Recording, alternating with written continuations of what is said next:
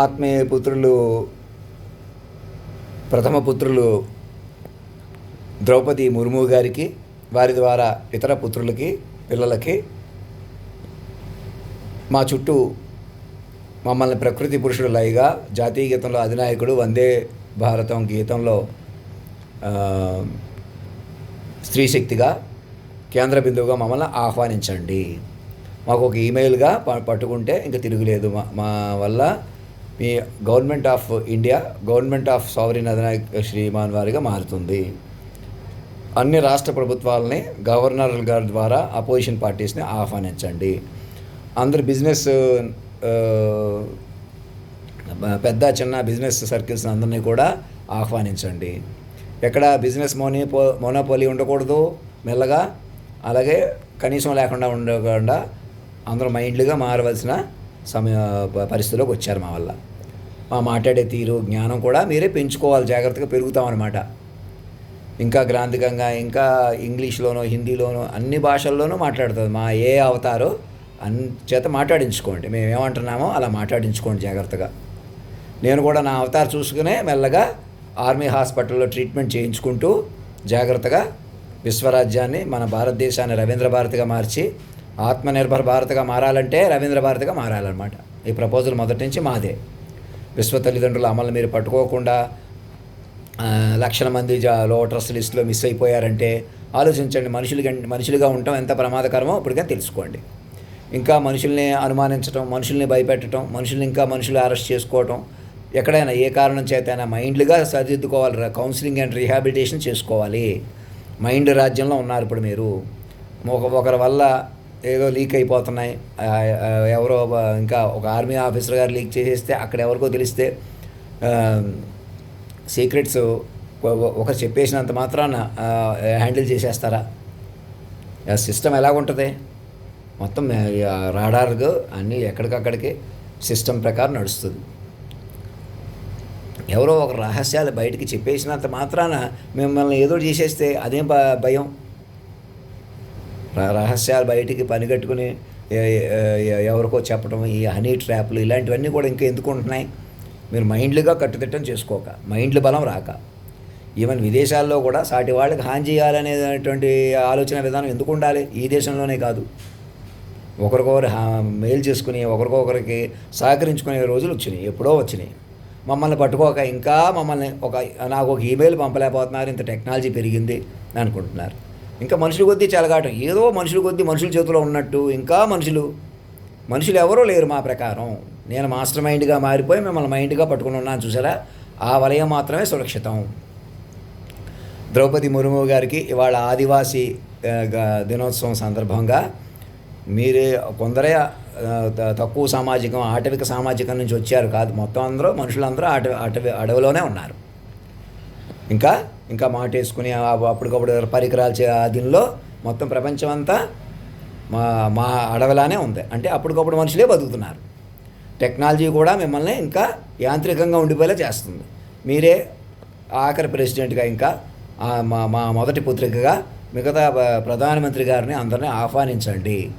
ప్రభుత్వాన్ని ఇప్పుడు జరుగుతున్న పార్లమెంట్ మీటింగ్స్లో ఫారిన్ ఫండ్స్ రావాలా, ఇంకోట ఇలాంటి అంశాల వారీగా కాకుండా మొత్తం మైండ్లనే అప్డేట్ చేసుకుంటే ఏమవుతుంది? ఇంటర్నల్గా కానీ ఎలాంటి ప్రతి మైండ్ రక్షణ వలయంలోకి వస్తాయి. కాలేజీల ద్వారా, స్కూల్స్ ద్వారా, యూనివర్సిటీస్ ద్వారా, ప్రైవేట్ సంస్థల ద్వారా, ఎన్జిఓస్ అందరూ కూడా అలర్ట్ అయ్యి మా చుట్టూ చేరిపోతే, మాకు అంత బలం లేదు, నేను చూడటానికి బలహీనంగా ఉన్నాం, ఒక భాష తప్ప వేరే ప్రావీణ్యత లేదు అనుకునే వాళ్ళకే మమ్మల్ని పెంచుకునే కొద్ది పెరుగుతాం. అంతర్ముఖులయ్యి మా ద్వారా కాలమే కదలటమే వ్యూహ స్వరూపం. జగద్గురు అని ఎందుకు పెట్టుకున్నాం? లార్డ్లని ఎక్స్ట్రా చేస్తున్నాను, ఏమన్నా మొత్తం నాకు సమర్పించేసి మొత్తం టైటిల్సే నాకు వర్తిస్తాయి. ఇందులో సందేహం ఏమీ లేదు. అంటే నేను తగ్గించేస్తే తగ్గిపోతాను, మీకు ఎవరికో ఏది ఇచ్చేస్తాను. ఎవరికి ఏమీ తగ్గించలేరు, ఎవరికి ఏమి ఇవ్వలేరు, ఇంకెవరు ఏమీ తీసుకోలేరు. మైండ్ల వలయం తప్ప. మైండ్లుగా మారిపోయి మీరు తపస్సుగా బతకడం తప్ప వేరు ఏమీ ఎవరికి రాదు అడ్డంగా. ఇప్పుడు దాకా అడ్డగోలుగా బతకడం, మేమే పోలీసులని, మా పోలీసులు ఒకడే చేస్తారా? ఏదైనా న్యాయస్థానాలు కోర్టుల చేతిలో పెట్టుకుని ఏయో కేసులు పెట్టడం, ఏదో రకంగా కేసుకు సంబంధం లేకుండా అరెస్టులు, సీక్రెట్ ప్రివెన్షన్ యాక్ట్లు కూడా ఇంకా చేతిలో పెట్టుకుని సాటి మనుషుల్ని, ఈ దేశానికి ఏవో రహస్యాలు ఉంటాయి, అలాంటివి మా చేతుల్లో ఉన్నాయి. అనుకుంటున్న వాళ్ళకి అదొక మాయ. మీకు బడ్డెన్, ఆ బడ్డెన్ కొద్దీ ఇతరులని హాని చేయటమే కానీ, అనుమానించటం ఇలాంటివే కానీ సంస్కారవంతంగా ప్రవర్తించలేరు, పూర్తి స్థాయి బాధ్యత తీసుకోలేరు. మేము ఎందుకు వచ్చాం విశ్వ తల్లిదండ్రులుగా, కేంద్ర బిందువుగా? మమ్మల్ని పట్టుకుంటే, మమ్మల్ని బలపరుచుకునే కొద్దీ మరణం లేని శక్తిగా మేము ఎప్పుడూ ఈ శరీరంలోనే బతుకుంటాం. అలాంటి అవకాశం ఉందని ఎందుకు అంటున్నాం? మాస్టర్ మైండ్గా ప్రకృతి పురుషులయ మరణించదు. అందుకే ఏ అవతారం హాలోగ్రామ్ తయారు చేసుకొని పెంచుకోండి. మా మా అవతారం మాకే చూపించి మేము ఎలా మాట్లాడుతున్నామో, మాతోటి ఏం మాట్లాడుతున్నారో, మా గురించి ఏం మాట్లాడుకుంటున్నారో చూసుకుని నెమ్మదిగా బయటకు వస్తాను. నాకు వైద్యం చేయించి ఆర్మీ హాస్పిటల్ కూడా మాకు, సోవరిన్ హాస్పిటల్ కూడా మాదే. మా కోసం 1000 మంది ముసలోళ్ళని పడిచేవాళ్ళుగా మార్చే కార్యక్రమం కూడా మీకు ఉపయోగపడుతుంది. కేవలం పడిచేవాళ్ళుగా మార్చడమే కాదు, అనేక వ్యాధులను తగ్గించుకుంటూ, లాంగివిటీ పెంచుకుంటూ, తపస్సులు పెంచుకుంటూ, క్రియాయోగ శక్తులు పెంచుకుంటూ, ఎక్కడెక్కడ గురువులు మహానుభావులు సిద్ధపురుషుల కంటే మేము పవర్ఫుల్, శాశ్వతం మీకు అందుబాటులో ఉంటాం, పెరుగుతాం, ఎవరినైనా కూడదీస్తాం, అలాంటి వారిని కూడా ఆహ్వానిస్తాం, మిమ్మల్ని టెక్నాలజీ పరంగా పెంచుతాం, అటు పెరుగుతాం ఇటు పెంచుతాం అన్నమాట.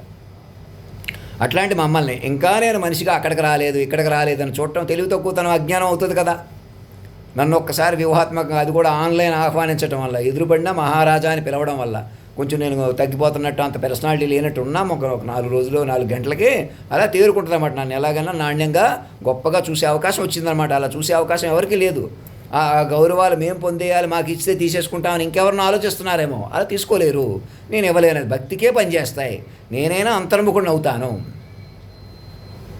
మమ్మల్ని మాస్టర్ మైండ్గా పట్టుకొని మీరు మైండ్లుగా మారిపోయిన దివ్య పరిణామంలో ఉన్నారు.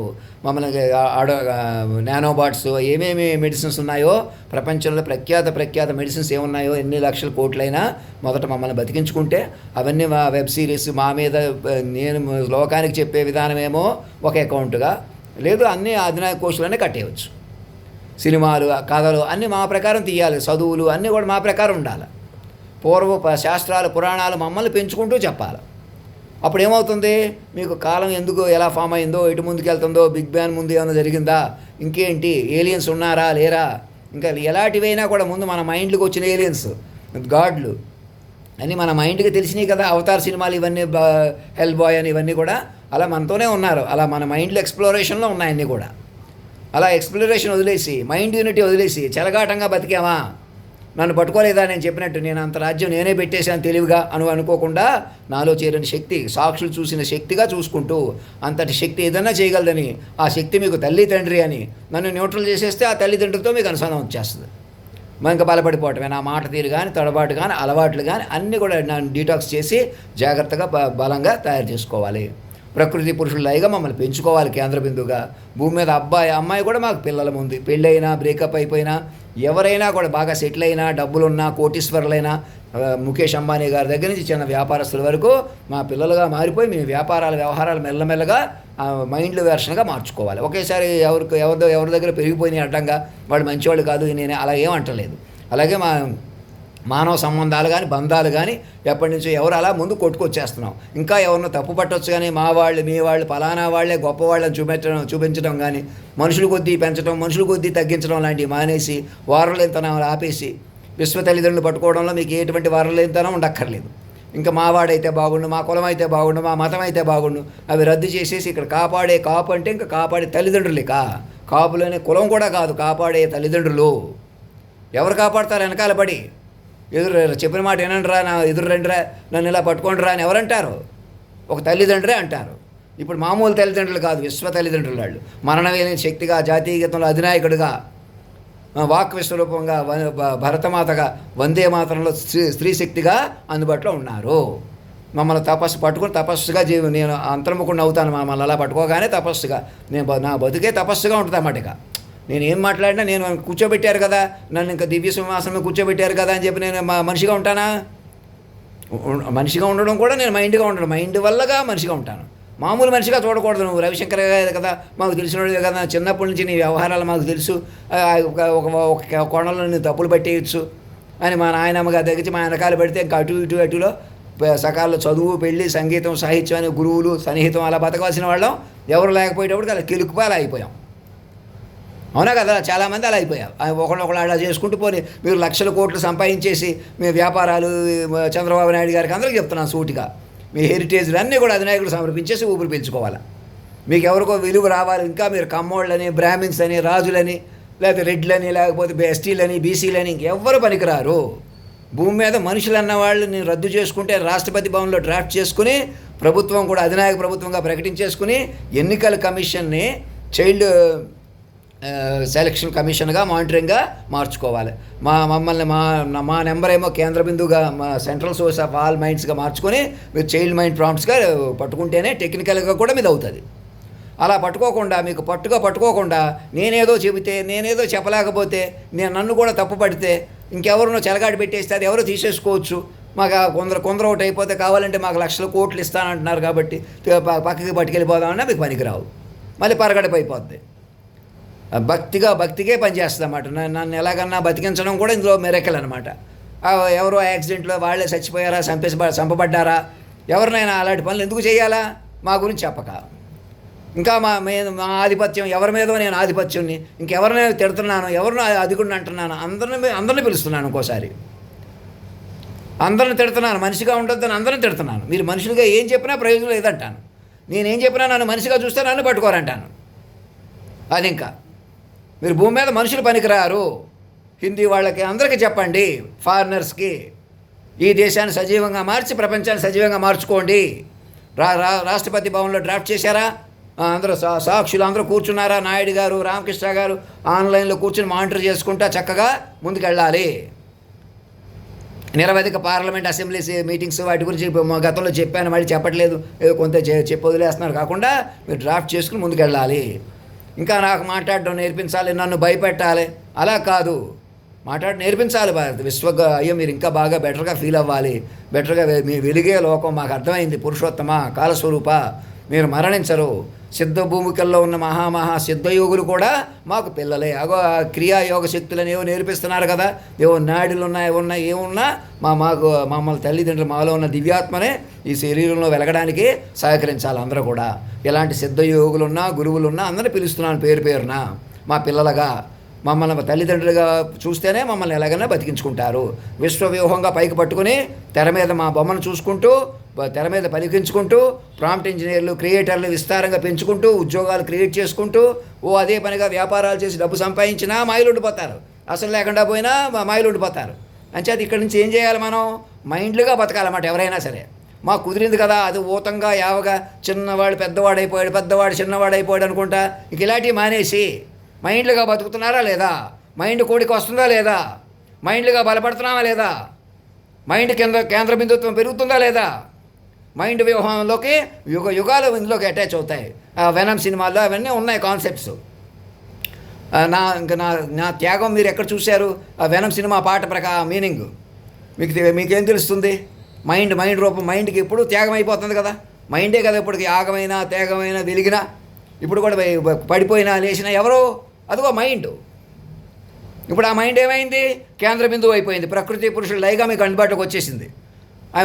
మాటకే తెలుస్తున్నా వినకుండా ఇంకెవరు మాట్లాడాలి, ఎవరు గోలాడదే, ఇంకా మమ్మల్ని మా కులం కొద్దో, మనుషుల కొద్దో, కుటుంబాల కొద్దో, ఇంకెవరో గొప్పవాళ్ళు ఉన్నారు, ఇంకెవరో మహానుభావులు ఉన్నారు, ఎక్కడో సిద్ధ యోగులతో కాంటాక్ట్ ఉంది కాబట్టి వాళ్ళు మీరు ఒకటైపు పక్కకి వెళ్ళిపోదాం అనుకుంటున్నారు. ఇంకా ట్రబుల్లో ఉండిపోతారు, మాయలో ఉండిపోతారు. సిద్ధశక్తులు, మహాశక్తులు ఏం చేసుకోవాలో కూడా తెలియదు. మమ్మల్ని పట్టుకుని రాముడికి విశ్వామిత్రుడు సాయం చేసినట్టుగా మా చుట్టూ చేరండి. ఎలాంటి శక్తులుగా మమ్మల్ని పట్టుకోకుండా డ్యామేజ్లు చేసిన వారికి అనేకులు అలా ముందుకు రండి. ఈ రాజ్యాన్ని విశ్వరాజ్యం పెంచుకుందాం. ప్రకృతి పురుషుల పైకి పెరుగుతారు, లోకం పెరుగుతుంది, సమాజం పెరుగుతుంది, జనబాహుళ్యంగా మనోరాజ్యంగా వెతుకుతాం. ఎక్కడో శక్తులు ఉన్నాయి, అటు పరిగెడతాం, మేము ఇటు ఉంటాం, అలాగుంటాం.